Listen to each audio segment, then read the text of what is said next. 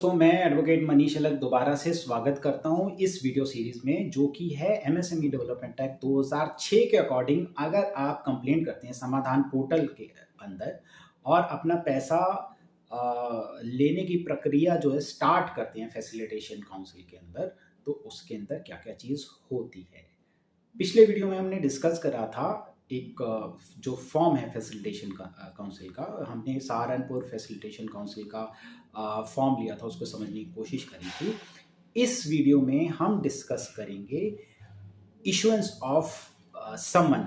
जो समन इशू करते हैं, आपको इशू करना होता है अपनी अपोजिट पार्टी को, उसके बारे में समझेंगे। सबसे पहले तो इसके अंदर जो परफॉर्मा होता है, अब वो परफॉर्मा एज इट इज़ या तो फैसिलिटेशन काउंसिल देगी या आपको उसके अंदर बताना पड़ेगा। मोस्टली तो फैसिलिटेशन काउंसिल बना के देती है ये, बट आपको उसके साथ अपनी जो कंप्लेंट जो आपने बनाई थी, प्लेंट जिसके अंदर पूरे एनेक्शर्स वगैरह डिस्कस करे थे, वो सारे के सारे लगाने होते हैं। अब ये आपको सर्व कैसे करनी है? सबसे पहले आपको जो अपोजिट पार्टी की डिटेल्स जो हैं वो ना पता होनी चाहिए कि वो बंदा मिलेगा कहाँ से और आपको सर्व कैसे करना है। देखिए, सबसे इम्पॉर्टेंट चीज़ है जिससे आपने पैसे लेने हैं, उसकी डिटेल्स पता होनी चाहिए, उसका एड्रेस पता होना चाहिए, उसका कॉन्टैक्ट नंबर पता होना चाहिए कि ये व्हाट्सएप नंबर इसका चालू है, ये जो पुराना एड्रेस है वो छोड़ के यहाँ इस एड्रेस पे रह रहा है। जब तक देखिए समनिंग प्रॉपर नहीं होगी, तब तक केस आपका जो है आगे बढ़ना थोड़ा मुश्किल रहेगा। तो आपको अब ये डिसाइड करना है कि आपको समनिंग कैसे करनी है। अब समनिंग आपकी नॉर्मल स्पीड पोस्ट या रजिस्टर्ड पोस्ट से हो सकती है।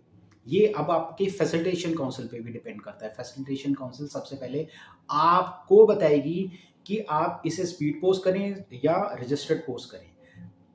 और अगर मान लीजिए वो फेल हो जाता है, वहाँ वो सर्व नहीं हो पाता, तो फिर दूसरी ऑप्शन क्या क्या रहेगी वो भी आपको एक बार फैसिलिटेशन काउंसिल से कंफर्म करनी पड़ेगी। यस, ऑप्शंस आपको पता होनी चाहिए कि क्या क्या ऑप्शंस हैं। ईमेल आईडी मोस्टली कोई फैसिलिटेशन काउंसिल मानेगा नहीं।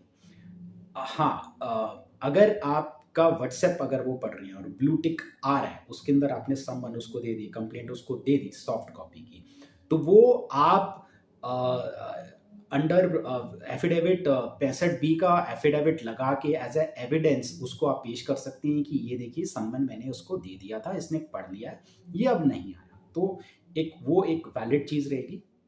देखिए, व्हाट्सएप में भी आजकल ये इशू आ रहा है कि उसके अंदर ब्लू टिक जो है वो उसको डिसेबल कर रहे हैं। मतलब कि आपने अपोजिट पार्टी को दिया व्हाट्सएप, उसने पढ़ लिया लेकिन ब्लू टिक नहीं आया, तो उस केस के अंदर आपको पर्सनल सबमिशन करना पड़ेगा आपके समन का। अब पर्सनल सबमिशन करते हुए अब आपके फैसिलिटेशन काउंसिल से एक बार बात कर लीजिए कि कैसे एक्सेप्ट करेगी। कभी पर्सनल अगर आप दे रहे हैं तो ऑब्वियसली किसी के थ्रू दे रहे हैं, आपका कोई रिप्रेजेंटेटिव जा रहा है और समन दे रहा है। अब वो रिसीविंग के साथ साथ प्रेफर्ड ये है कि आप फोटो खींचे, आपका अपना बंदा उस गेट पे उस गेट कीपर को दे रहा है, किसी को दे रहा है। इसके अलावा 2-3 लोगों की आप वीडियो रिकॉर्डिंग कर लीजिए कि ये सबमिशन, ये जो समन है ये दिया गया है। आप चस्पा कर सकते हैं, चस्पे का मतलब है कि आप जो समन है उनके गेट पे आप लगा सकते हैं। लेकिन इशू ये आ जाता है कि उनको थोड़ा सा डर लगता है कि कहीं मारपीट ना हो जाए।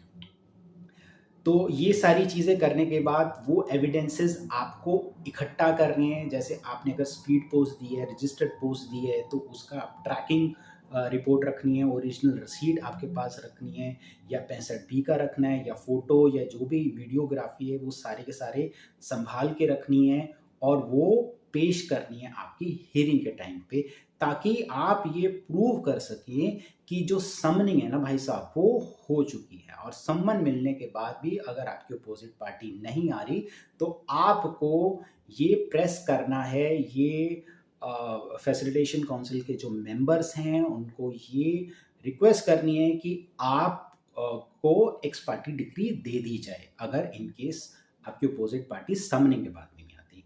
इस वीडियो के साथ मैं मनीष अलग आपसे इजाज़त चाहता हूँ। मिलते हैं अगले वीडियो में, तब तक के लिए नमस्कार।